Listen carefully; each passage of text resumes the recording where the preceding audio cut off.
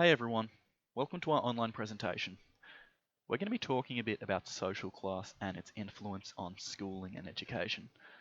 This topic can certainly be a challenging and an uncomfortable one to discuss, but the huge role it plays in our lives makes it a crucial one when thinking about how to create equitable opportunities for education. Social class, as we can see here, is often visualized in a social stratification pyramid, dividing people into, most broadly, ruling class, middle class, and working class. The smaller population of people on the top have the most amount of money, while the larger population people on the bottom have far less. This social stratification model gives us a clear visual representation on how wealth is distributed within Australia, and it supports Tate's myth that Australia is a society that is characterised by equality. Australia is unfortunately not unique to other industrialised countries in this sense, as almost half of the wealth is owned by only 10% of the population. Immediately, I think it becomes clear how this might play a large role in education, as those at the top of the pyramid would be able to easily afford better resources and education options for their children, and maintain this unequal social hierarchy. This social stratification model, however, while it is effective in visualizing the inequality of wealth distribution within Australia, it doesn't really explain why the inequity exists. McQueen argues that the power relationship model is a much more useful model than the stratification pyramid, as it does provide these reasons as to why these social classes exist. This model divides people by whether they are compelled to obey or not. The ruling class, represented here by the one and only Roy Mustaka, are the ones that own the means of production. This may be land, factories, technology, businesses, and they have incredible power to compel others to obey as they control the avenues which the social classes below them use to make money and to survive. The middle class must obey the ruling class, but they're able to gain an advantage through the use of their cultural capital and their education. The working class, however, is completely dominated by the ruling class, and they must obey if they want to survive. Tate's second myth, that schooling success is only about individual ability, is clear when looking at those attributes of each social class, as those in the upper classes are better able to maintain their status through the resources that they're able to more easily access, as well as the high status connections that they have. 62.5% of top 20 schools by state for exam results in Australia were independent schools. These independent schools have far higher fees, and so are simply not a viable option for families of working class social status, so they're unable to access the education resources easily afforded by the upper class. This means it's incredibly difficult and rare for upward social mobility, continuing this cycle of social difference. So let's quickly take a look at some examples of both state and independent schools to get an idea of how the structure of social class might be reinforced in these two different spaces. So here we have some images from the Scots College website, as well as their school motto. Before we go on, just take a quick minute to pause the video here, just write down what sort of social class you think that this school might be reinforcing, and what things stand out to you here in regard to social class. Feel free to share these thoughts in the discussion board below. Something that I think immediately draws our attention here is the visual aspect of the Scots College school uniform. It's undeniably formal in appearance, and it brings immediate connotations with an upper class look. It insinuates high status. Simply through visuals, it is reinforcing the status of the ruling class. Something else that's interesting to note is how prominently Scots College displays the academic achievements of their students, putting their ATARs not only in a larger font, but also before the actual names of the students, reinforcing this ruling class ideal of high academia and achievement. Finally, let's take a look at the school's motto: Utinam Patribus Nostus Digni Semus. Sorry for my pronunciation there, which translates to, "Oh, that we may be worthy of our forefathers." As we know from Tate's three myths, social class is not all about money, and this is a clear example of the social hierarchy being upheld symbolically, with the prestige and honour of being worthy, as well as culturally through the use of the Latin language.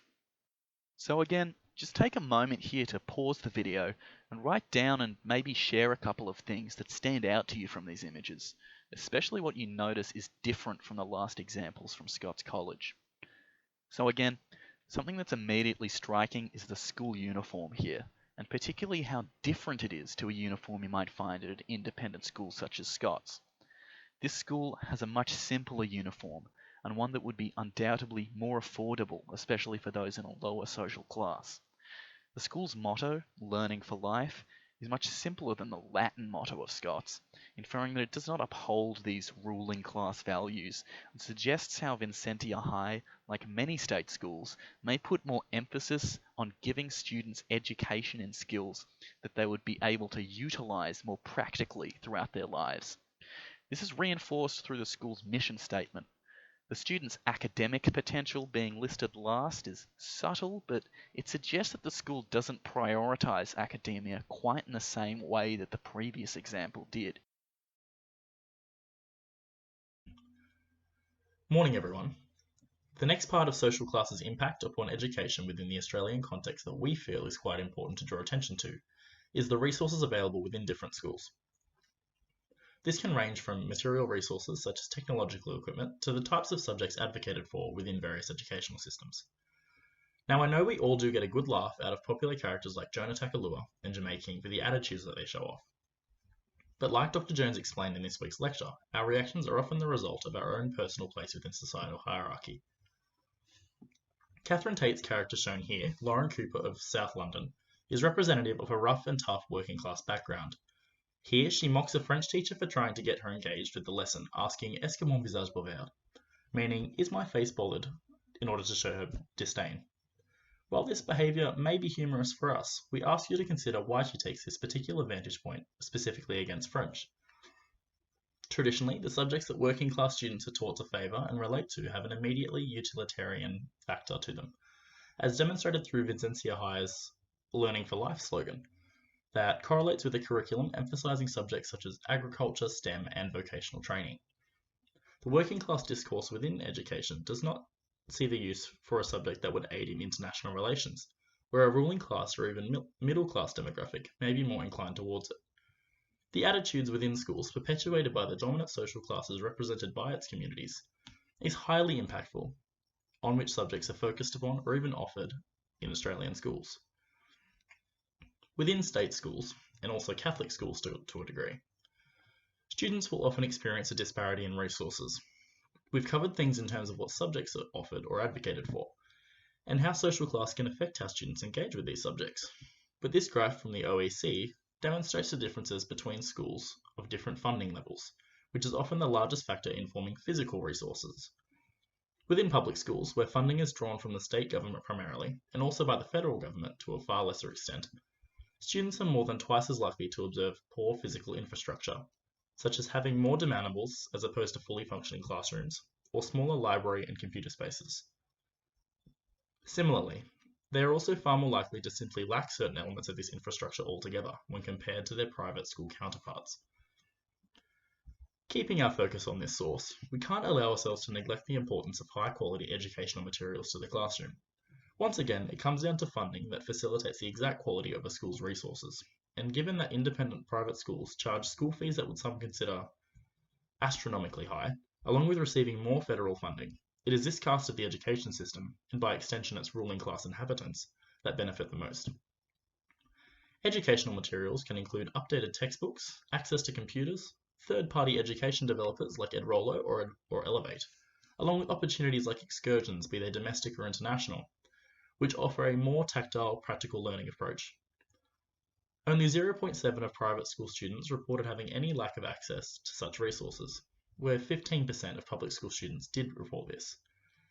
This inequity does not facilitate upward social mobility for the middle class and working class students that dominate state schools, but it does aid in conserving the ruling class's hold over the various forms of social, cultural, and symbolic capital. When examining our next chart from the OEC, it's important to recognise that the factors it describes are important. By gaining social, symbolic, and cultural capital, In addition to that of a financial nature, of course, one stands a chance of retaining their current social status within Macqueen's 2009 model, and also to move beyond it to what is commonly valued as a better lifestyle. By succeeding within the primary, secondary, and even tertiary levels of education, an individual is able to gain such capital. Here lies the crux of why having smaller class sizes and therefore a better teacher-to-student ratio is integral to education as a whole. While this disparity is neither as widespread nor as drastic when compared to other inequities in education, there is merit to the belief that teachers who would spread their time over, say, 23 students rather than 25 may be able to better cater for the individual needs of each student, resulting in more favourable outcomes. This is currently a defining trait of our independent private schools. In addition, higher qualified teachers can prove essential to the success of a student body, regardless of the social class to which they cater specifically. For example, a primary school with a denser demographic of working class Indigenous students in rural New South Wales would surely benefit from teachers who have done detailed sensitivity and enrichment programs targeted towards this audience. However, in a middle class high school, this may present as senior teaching staff or those who've acted as HSC markers, increasing the chance of upward social mobility through a potentially higher ATAR and university course. Naturally, within a university setting, this would translate to as an educator having extensive practical experience and/or degrees at a master's or PhD level, for example. Now, I'd like us to draw what we've learned about social class this week back into our framework of the education wars, with our various orientations taking the spotlight.